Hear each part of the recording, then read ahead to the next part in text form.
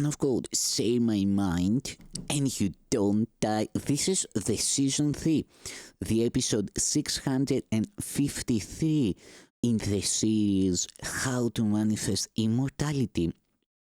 And the name of today's teaching is The Dreamer of the Dream.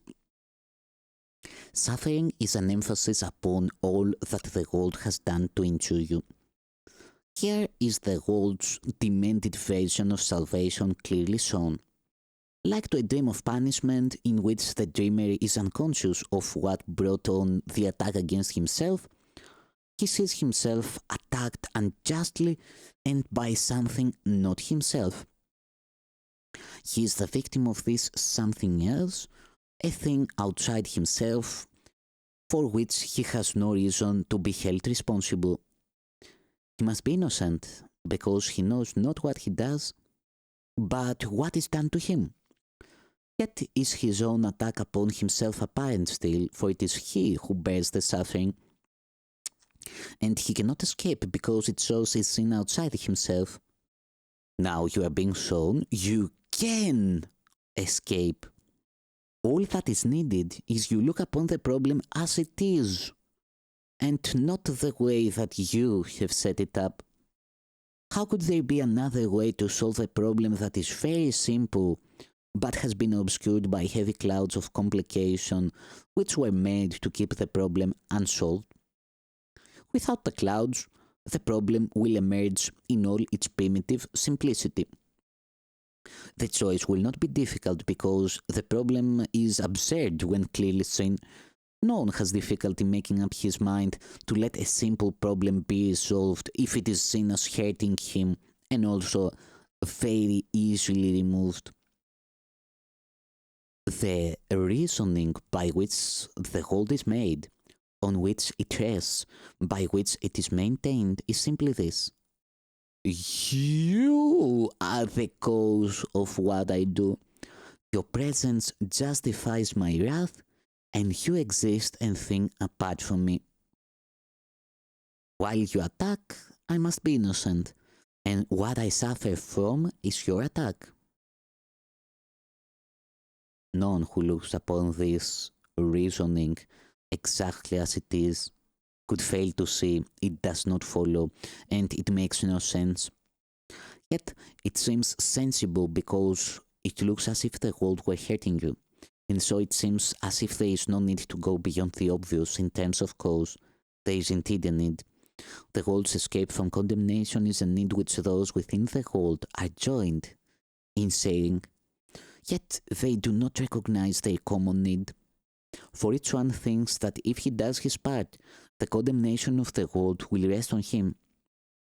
And it is this that he perceives to be his part in its deliverance. Vengeance must have a focus, otherwise is the avenger's knife in his own hand and pointed to himself, and he must see it in another's hand, if he would be victim of attack he did not choose, and thus he suffers from the wounds a knife he does not hold has made upon himself. This is the purpose of the world, he says, and looked at thus, the world provides the means by which this purpose seems to be fulfilled.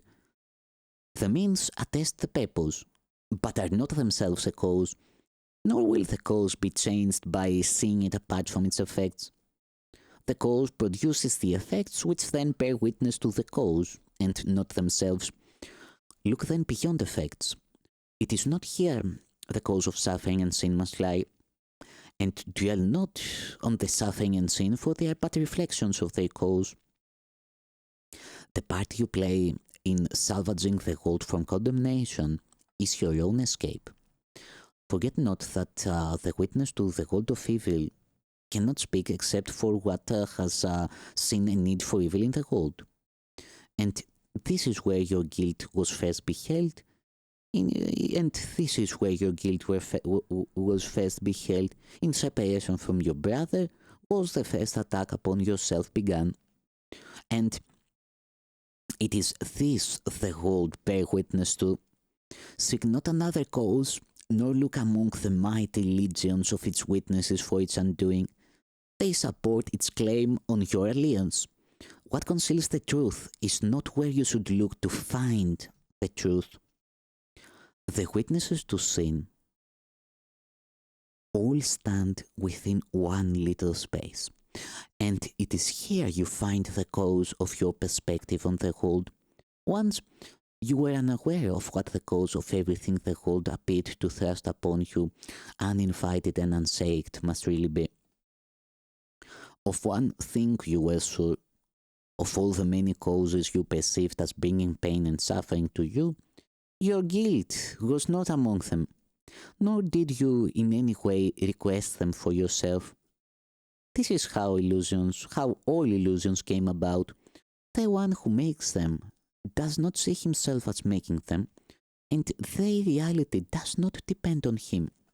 Whatever cause they have is something quite apart from him, and what he sees is separate from his mind. He cannot doubt his dream's reality because he does not see the part he plays in making them and making them seem real. No one can waken from a dream the world is dreaming for him. He becomes a part of someone else's dream. He cannot choose to waken from a dream he did not make. Helpless he stands, a victim to a dream conceived and chased by a separate mind. Careless indeed of him this mind must be, as thoughtless of his peace and happiness as is the weather or the time of the day.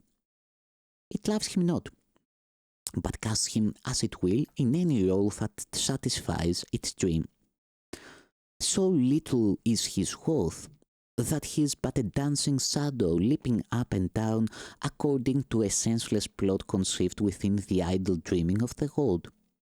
This is the only picture you can see, the one alternative that you can choose, the other possibility of cause, if you be not the dreamer of your dreams. And this is what you choose if you deny the cause of suffering is in your mind. Be glad indeed it is, for thus are you the one decider of your destiny in time. The choice is yours to make between a sleeping death and dreams of evil, or a happy awakening and joy of life. What could you choose between? Could you choose between but life or death, waking or sleeping, peace or horror, your dreams or your reality? There is a risk of thinking death is peace because the world equates the body with the self which God created. Yet a thing can never be its opposite, and death is opposite to peace because it is the opposite of life. And life is peace. Awaken and forget all thoughts of death, and you will find you have the peace of God. Yet, if the choice is really given you, then you must see the causes of the things you choose between exactly as they are and where they are. What choices can be made between two states, but one of which is clearly recognized? Who could be free to choose between effects when only one is seen as up to him? An honest choice could never be perceived as one in which the choice is split between a tiny you and an enormous world with different dreams about the truth in you. The gap between reality and dreams lies not between the dreaming of the world and what you dream in secret. They are one. The dreaming of the world is but a part of your own dream you gave away, and so as if it were its start and ending both. Yet was it started by your secret dream, which you do not perceive although it caused the part you see and do not doubt it is real. And do not doubt is real. How could you doubt it while you lie asleep and dream in secret that its cause is real? A brother separated from yourself, an ancient enemy, a murderer who stalks you in the night and plots your death, yet plans that it be lingering and slow. Of this you dream.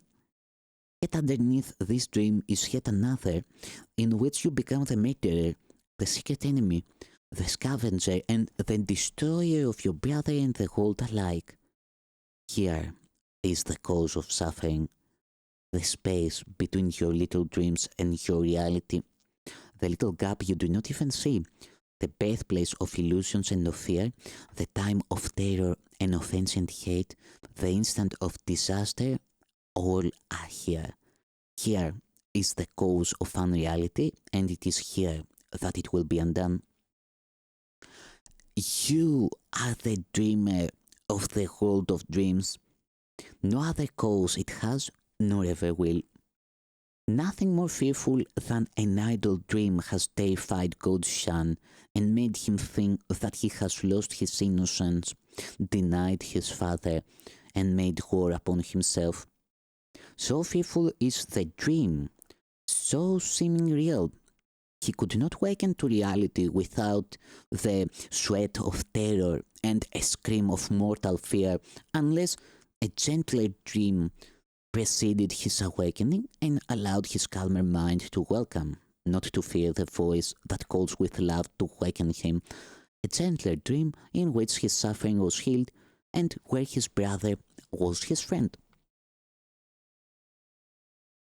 God willed, he wakened gently and with joy and gave him means to waken without fear. Accept the dream he gave instead of yours.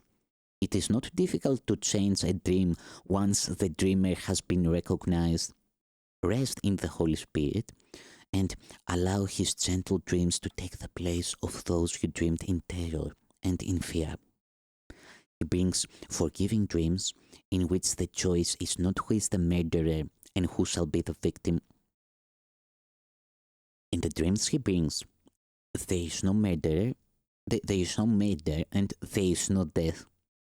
The dream of guilt is fading from your sight, although your eyes are closed.